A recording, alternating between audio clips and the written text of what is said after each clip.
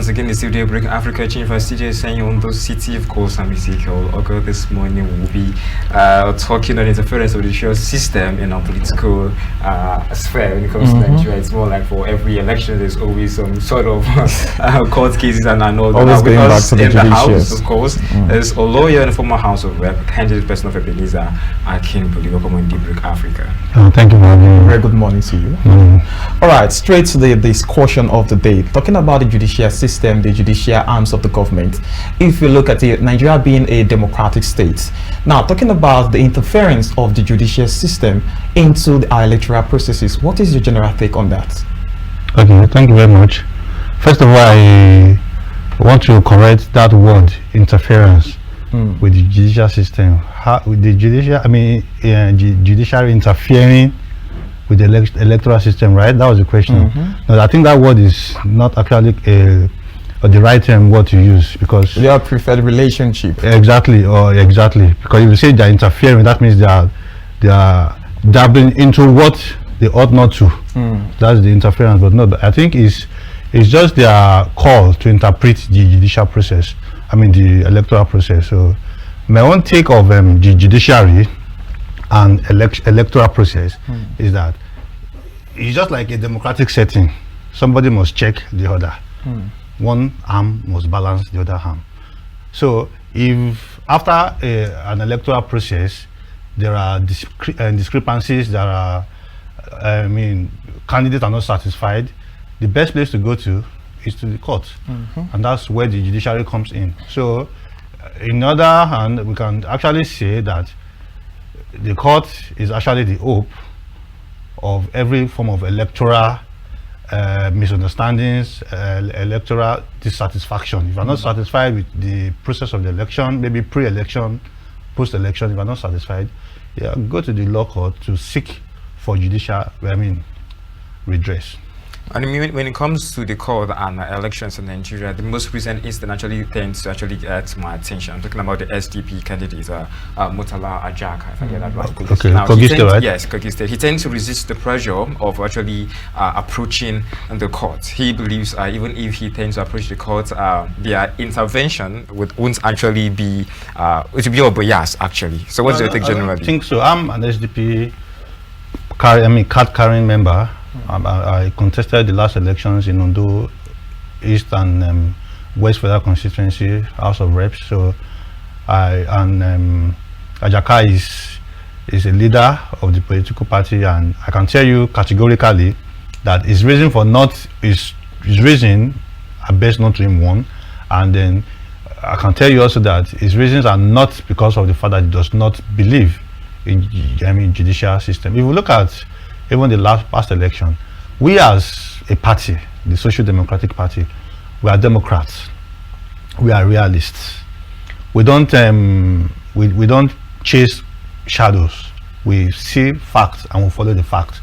If we were a part of an electoral system and there was an election and we see that this election is going this way, it's our duty as a party to call out the government, to call out the electoral officers, which we did. However, you cannot force the electorate to vote for you. They have to do their thing. So if they decide to vote the other way, then we can now begin to say, they have voted this other way. However, if I go to the court, we know that, okay, this is where they went to. So if you are now going to the court to say, come and declare me the winner, whereas you know deep within you that, okay, this election actually did not even favor me.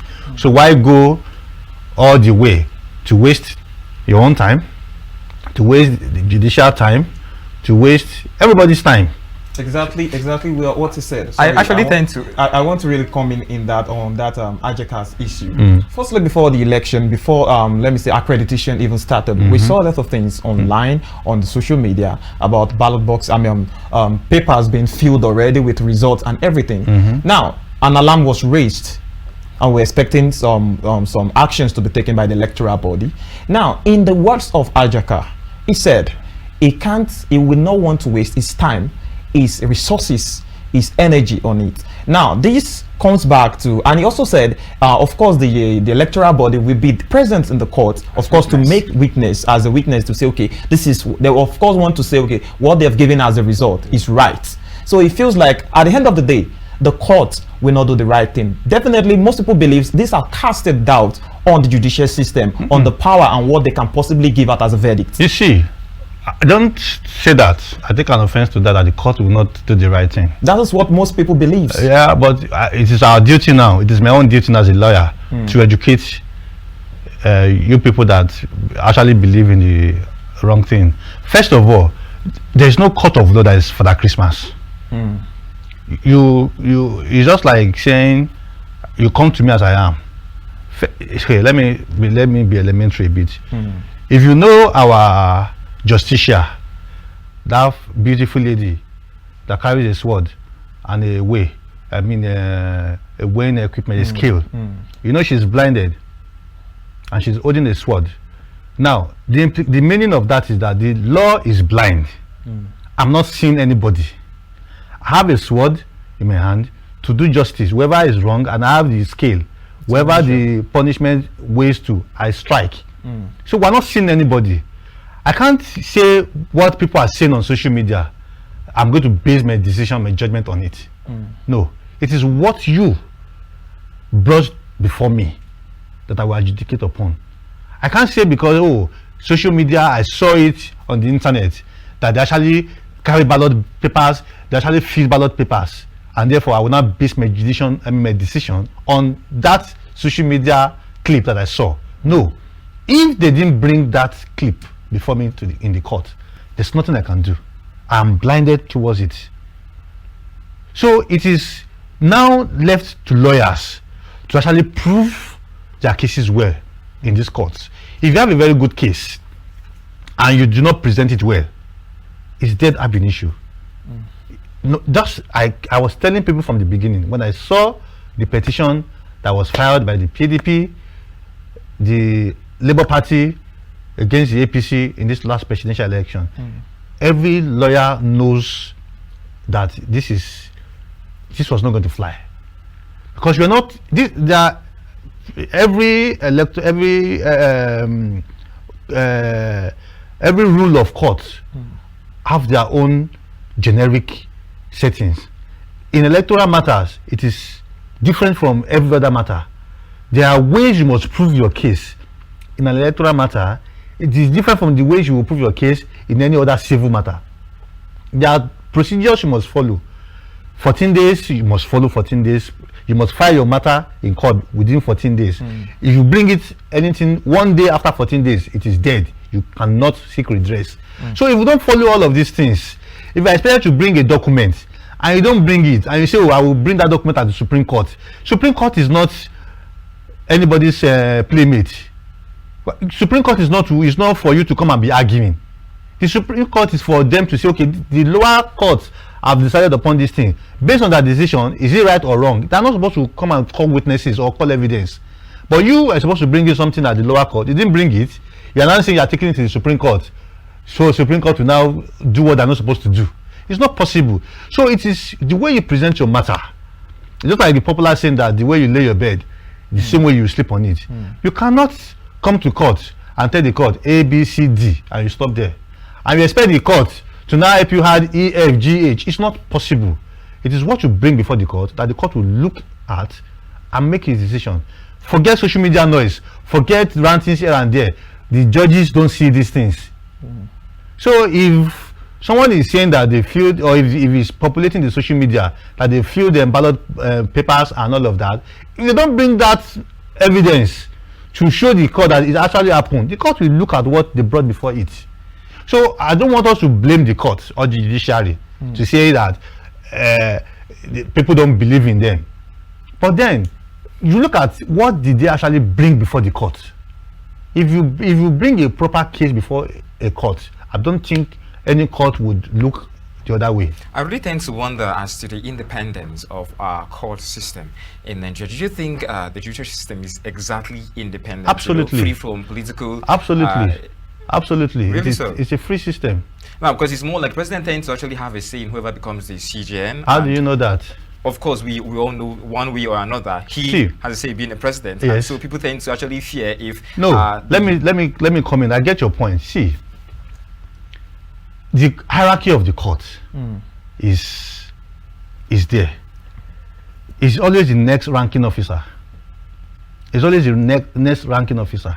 So if you have the oldest Supreme Court justice and there's supposed to be, and there's a vacancy for the CJ, he steps in automatically.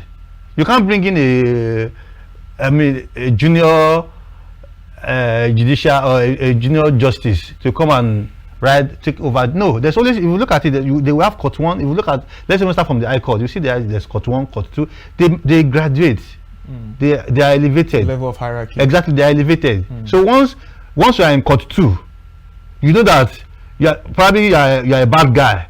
You want to become CJ and you're in court 2. You probably be praying that court 1 guy should just die so that you can step in. So there's nobody that's going to say they will not go and pick somebody from court 5 to come and become CJ in any court. It's not possible. So the issue of presidency having a hand, it's not possible. Except, not even indirectly.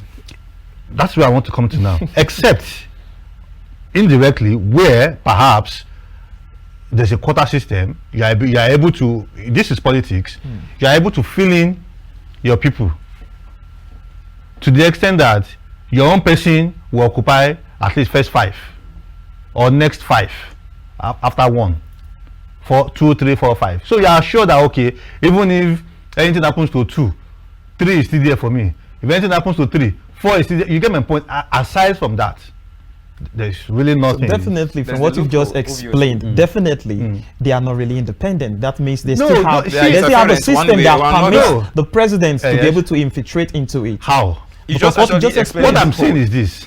Don't misquote me. What I'm saying is this. That I said, except perhaps where you are able to, in any way you're able to do it. Maybe due to appointments, of course, judges are appointed into the next court. Somebody can say, okay, I'm appointing so person into the Federal High Court to become a Federal High Court judge. So if you're able to bring in, let's say you're able to use your influence, perhaps let's say as a sitting governor, you're able to use your influence to make sure that some judges are elevated, maybe from the lower court to the Court of Appeal, and like maybe 5 or 6 of them are your people. I'm talking as a politician and not as a lawyer. You're able to bring in like 5 judges to go to the Supreme Court, for instance, and then there are sound judges that over time their profile would rise and their ranking, people are retiring, they are moving up the cadre.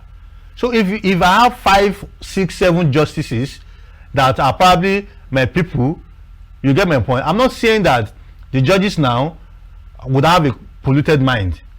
I'm just assuming with you, which I'm not conceding to, that in any event, in the unlikely event that is even the case, that is the only way you can say there's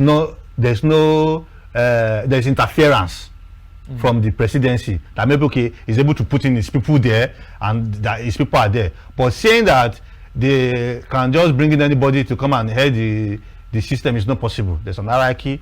There's an elevated hierarchy that must be followed. So if you are the next in line, if you are not a friend to the president, you are not a friend to anybody, you are there. If you are next in line, you are a friend to you, then it's all good luck to you.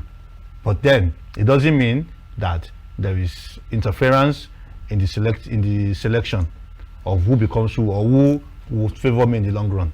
All right, let's go away from that. Okay, trying to understand you and also trying to believe your points too. Now let's come back to the way that most of us really see it. I want to believe that we are an English-speaking country, Nigeria here. We are supposed to be able to understand every words that are written in our constitution, being it electoral or any other constitution that is guiding the nation as a country. At the end of the day, we see that common English, at the end of the day, is very hard for us to understand. And we really need a lot of judges to come and really prove to us and interpret to us what is written. example of the whole issue here is, I know you'll be very conversant with the and that happened in the hand factor in the concluded general election. Everybody was just expecting that, okay, when you say and, it means that this must come with this. But at the end of the day, we go to the court and we're hearing something else. Probably it's like the ambiguity of our constitution. That is exactly what I'm saying. At the end of the day, we feel like, okay, if we citizens can really understand what is written in our constitution, what is written in what is supposed to be guiding us for us to know our wrong from our rights, then where do we really start from? Because if I can't understand the constitution in the layman language, then why is it written? Don't you also believe that there are a lot of ambiguity in our constitution in Nigeria, and some things that someone said in the studio some days back said there are a lot of unnecessary things, and maybe the judges or the people that wrote the constitution didn't foresee what was going to happen in the future. Do you also stay with this belief? Okay, as a law student, I remember where we criticize the constitution a lot, and there's what we call the anomalies in the constitution. The first anomaly in that constitution is even the opening. The opening of that constitution is being criticized by students and all of that as a first error. That's we, the people of Nigeria, having solemnly considered ourselves and all of that. That's an anomaly on its own. Because if you are saying that we, the people, that means they consulted you. They consulted you before they brought that constitution to be. But no, we know that that constitution was just a product of the decree. It was a military government going, and then they gave us the constitution. So they didn't consult anybody. So there are anomalies in the constitution. Yes, I agree with you as a lawyer. And that is why we clamor for amendments every time. And if you see the constitution, we still have one constitution from 1999. But you have several amendments. You have 1999 Constitution as amended 2010. You have it's the 1999 Constitution, but with several amendments so far to introduce new things to comport or to blend with our recent happenings.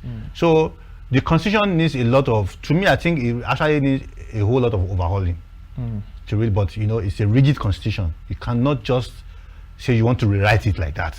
You can't rewrite a rigid constitution. It takes a long process for that to be achieved. The best they can do is to take a part, amend it, and incorporate it back. Now, coming to your hand and no hand, you know, there are things that we call interpretation rules in the legal world. We have the mischief rule, we have the good, we have a lot of rules guiding interpretation. We have direct rule. You will see hand, you will think it's hand, but they will tell you to bear in mind what was the intention of the draftman. Now let us come back to this and FCT, right? I think that is where you are really coming into. It says 36 states and the FCT. Now let us now look at it. How many states do we have in Nigeria really? 36 and the FCT. And the FCT. Now, the FCT itself is Abuja. Now, let's say we take away FCT from Abuja and take it to Lagos. What will Abuja be? Become an ordinary state. It becomes an ordinary state. So, let us look at it from that angle, that whether we like it or not, they are all states in their right. But because the president is sitting in that state, the seat of power, the president is sitting in that state, you don't expect that you have two people paddling the affairs of a state. It is the state of the president. That is why you have it separate. But if you are confronted with mischiefs, okay, how do you tag Abuja? What do you tag Abuja as? That is where you will see the judges have to come in. Okay, we have a lot of mischief been surrounding this whole thing. So, okay, what is the status of Abuja? Is Abuja supposed to be a sui generic on his own? If somebody wins 36 states and does not win Abuja, where is the justice? You get my point? If he wins 36 states, you are saying that, okay, if I win 36 states and I lose Abuja, I'm not duly elected.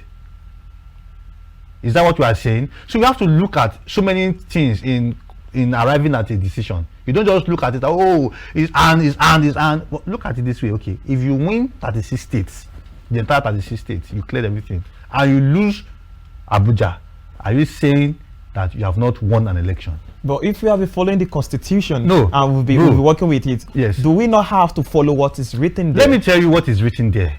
What is written there is just that I did not really, I would have shown you practical example of how that FCT thing comes to be.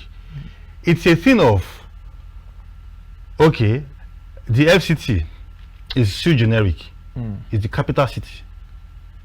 He's saying that if you win all of these things, you're also expected to have from the FCT to third, right?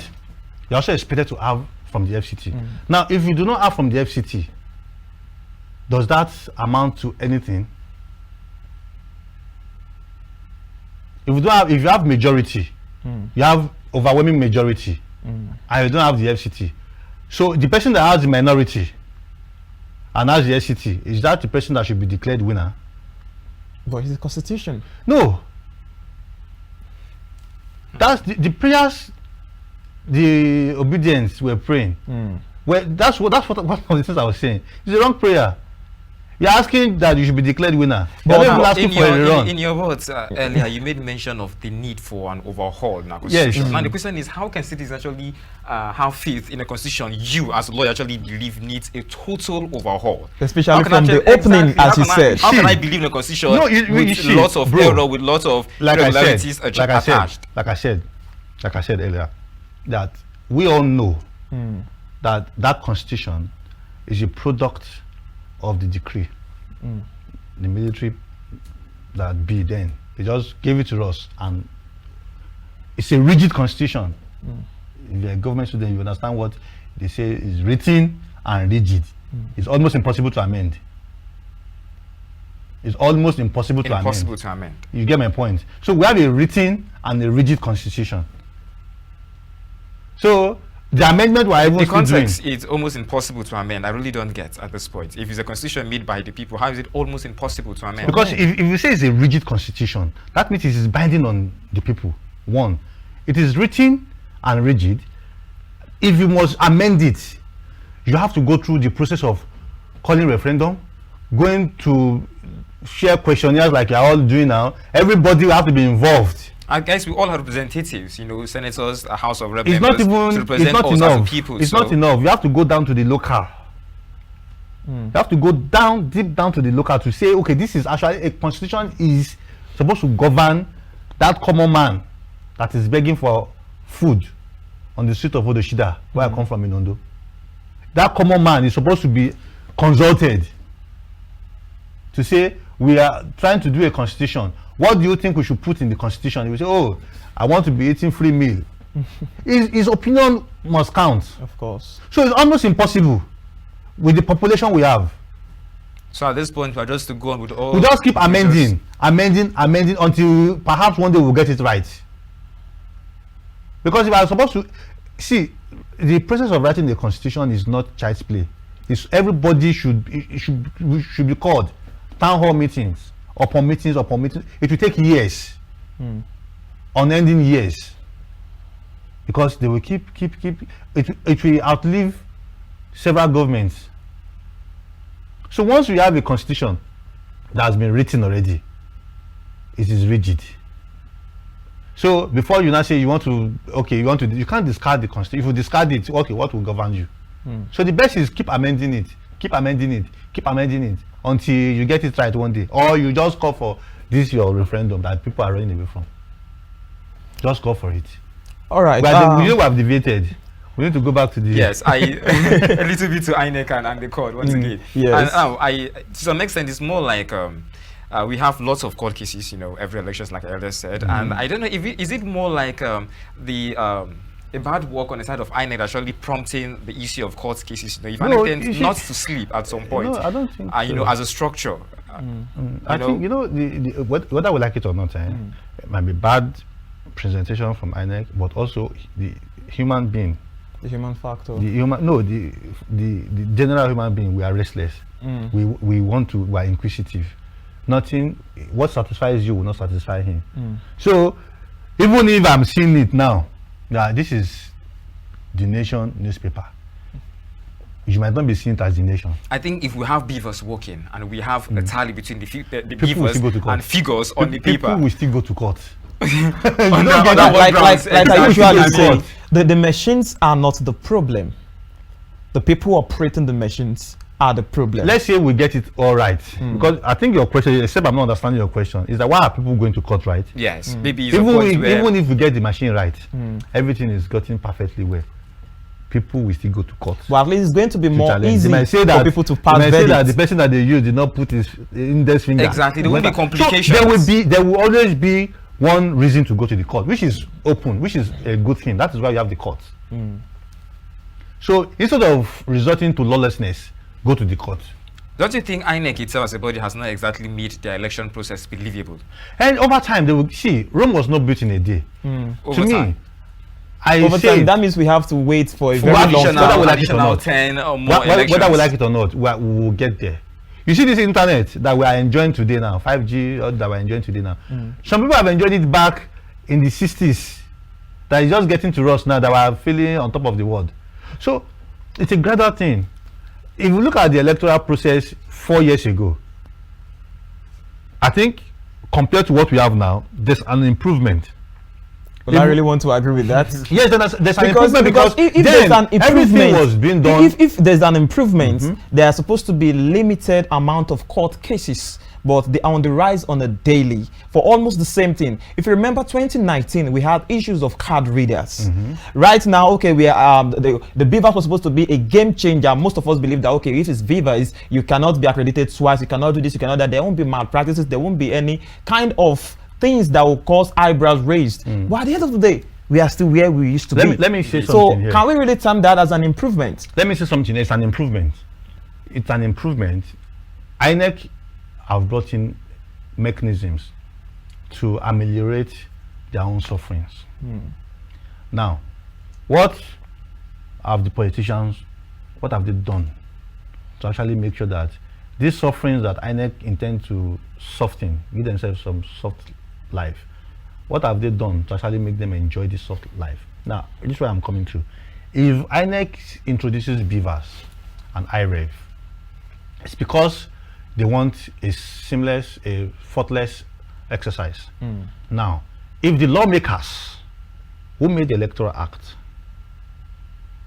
who passed the Electoral Act, if they have drafted and made it like it's a compulsion, it's actually a compulsory exercise that should be carried on by the INEC, then we can now begin to, all these arguments we're arguing in court will fly. But it is not compulsory on INEC to use beavers and IREV. Why bring a thing if you think it's not compulsory? You don't understand what I'm enough to saying. use? Let me tell you something. I live in Yaba. My own is to make sure that I get to GRA and go back to Yaba every day. How I get there, how I come, is nobody's business. But you must ensure that I come to work and I go back home. Now, if I decide to go and buy a private jet, personally, to ease my movement, and nobody is saying that, oh, okay, I've bought a private jet now, it's a must for you to use this private jet every time. But if you look at what you're saying, these are taxpayers' money. Exactly. Let we me spent get- millions. So when you on spend this over project, 300 billion naira on something, Don't blame it on INEC. That's what I'm saying.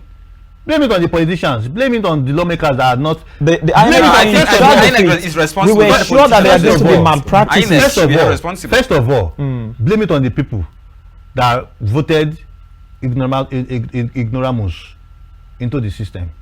You will see lawyers like us who will come out, they will go and vote for somebody that came from America with no qualification. Is there? I don't think them. people has a blame at this point. Let me say something, bro. Please go ahead. Now, you cannot force INEC, because INEC is bound by the law. There's a law governing them.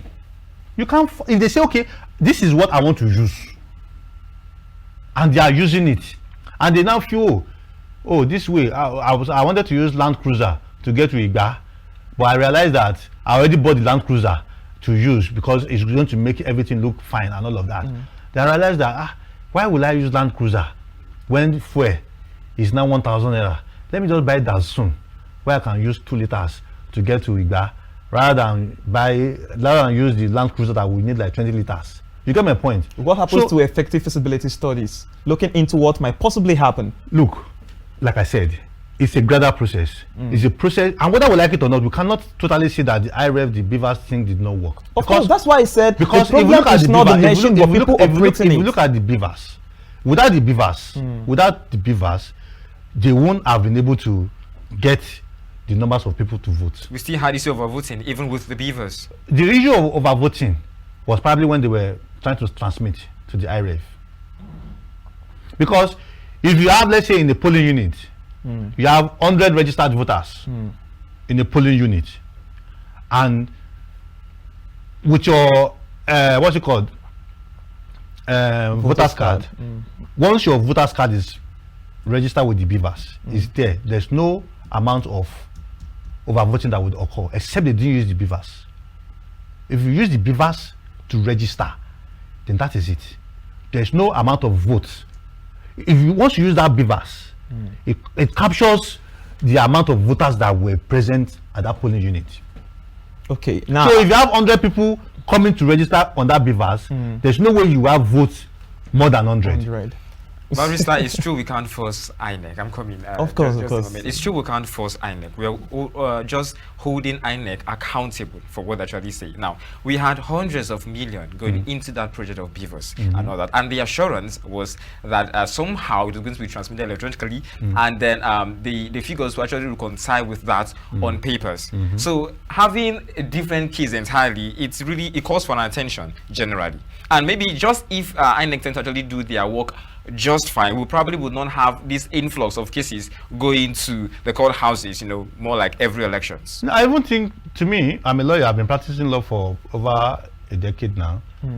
I think we have less electoral cases. Really? Yeah, I think so. But trust me, I think we had the biggest electoral case. No, it's because of you people, media.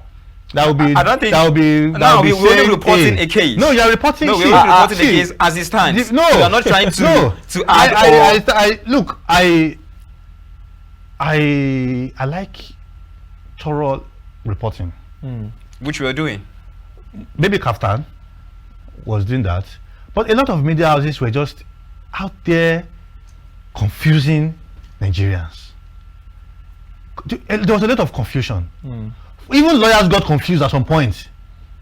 Because in my class group, I had to come out one day to say, I wish our lawyers in here. Why are we talking as though we're in the marketplace or we're some market women from Odotu?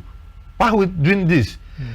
Every lawyer should know that this petition brought in by whoever is dead on arrival. Every lawyer should know that. Because you cannot put something or nothing and expect it to stand. It won't stand. You cannot. Can you put something on in this air and it will stand? It's not possible. There are laws. There are rules that you must follow. Once you do not follow those rules, forget it. And that's why they will now begin to tag the judges as the corrupt ones, whereas the lawyers were the lazy ones. All right, now let's go away a bit from the whole INEC situation. There is something that is very interesting to me that has really caught my attention. Now, I want to believe the courts, the Supreme Court, the judicial arm, they call them the last hope of a common man. I also believe that when verdicts are coming from there, it's final. But right now, on some cases in Nigeria, we see people doing things their own way. Right now, on the case of the NLC and the TUC, the court of a court pronounced there shouldn't be strike, but they still carried on with the strike. I'm trying to understand why is that really happening in our country. You see, the court says there's a restraining order that says, okay, pending when this case will be determined, maintain status quo. If we look at that status quo that they told them to maintain, it was given since when? Since June or thereabout. And interim orders have lifespan. So anybody coming to say, no, the court have stopped them, they will just do, when the court stopped them 6 months ago. Interim orders usually last for just 7 days. It's just interim. It's called it interim. Pending when this thing will happen. Don't do this. Do this. Everybody stay where you are. You get my point? Now, so, and then also, the National Industrial Court or this lower court, they're not the ground norm, they're not the final say, they're not the final bus stop. It's whatever the Supreme Court says that is final. So you can have two lower courts dragging, one will say this one, another one will say that one. That's how we say there's abuse of court process, and it's usually done by who? The politicians. Or let me say human beings. But the politicians are not the one passing the verdict, they are judges there. No, that's like I said. Look, a judge, a court is blind. He's not seeing any other thing apart from what I'm bringing to him. But you said there can be a conflict of verdicts. This court saying no, this saying yes. That's what I'm telling you. That's why I said they are judges. No, you don't get what I'm saying. Court. The reason why that is happening is that if I go to court A and I argue, and they say yes, what happens in court A, you don't know in your own court B. So if they now bring that same matter to court B, and then they argue it differently, and you now say he has said yes, you now say no. It is because nobody has brought your attention that this guy already said no, or he already said yes. If they have brought it to attention that I said yes, you will just say, oh, my brother has said yes, so therefore I cannot even, it becomes functions official. Sorry to call you, dear barrister. You said something about when the issue of the presidential election, the tribunal and the rest was brought. You said you met your colleagues and you spoke to them that you guys are not market people. You should understand that this is a dead case on arrival, which they all understood with you. No, now, some things, right? Okay, I understand the place of interest. Yeah. And some people be like, okay, I just want to follow this way. Now, if we are talking about lawyers, we're talking about judges, you have risen to that standard because of whatever ethics that you're supposed to practice. You've done that and you've done well. That's why you've risen to that point. Now, if court A is saying no, I want to believe that if you are going to everywhere in Nigeria, if the verdict is supposed to stay that way, let me say, if you are going with the same prayer, you are going with the same cry, it's supposed to stay the same. Like so why are we always having this saying yes and this saying no? Let me tell you something. Even twins that they give birth to the same day from the same parents have differential opinions. There's something we call discretion in the law court. Every judge must exercise his discretion. So your discretion, the way you interpret or the way you understand or the way you design a case before you might be different from the way he will understand that case or design that case. So it is your discretion. So if I apply my discretion, I said, oh, I think smoke, not in nation's interest, or strike, not in nation's interest, presidency cautions labor. I said, oh, that means they're saying that they should go on strike. And that person may say, oh, but can't you read this thing? You say that it's not in the interest of the country now, so don't go on strike. So we all have our own discretions. So I will be governed by constitution, by laws, or discretion. More like human feelings. See, this is how we're being governed. Because if you said the court is blind, having no standard. So definitely, if I am blind to something, I'm not supposed to go by discretion. I'm supposed to go by standard. Let me tell you something, gentlemen. Look, there is a standard. Don't say there's no standard. But and you just said there was no standard. You said that. You said you even actually made an example of two is having two different. You made mention of two is having two different perspectives, understanding. When I use the word standard, you used it. I didn't use it, but is this what I'm saying about these media people? You actually tried to actually bring about conversation between two twins, which means they could have discretion. You, use the word discretion. When you went to start the conversation, you said there's no standard. What is A? Can you read A to Z? You read A to Z, it becomes A to Z. You get my point? Of course. But do you know that somebody can say, okay, this is not how to write Z, that is not zig, zag, zag. It's supposed to be zig, zig, zig, zig in the three formats. Does it make it right or wrong?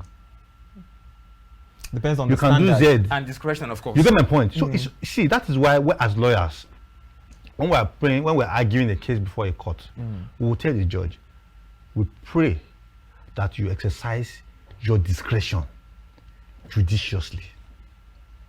It's a prayer that we pray to the court. And that's why we always have appeals.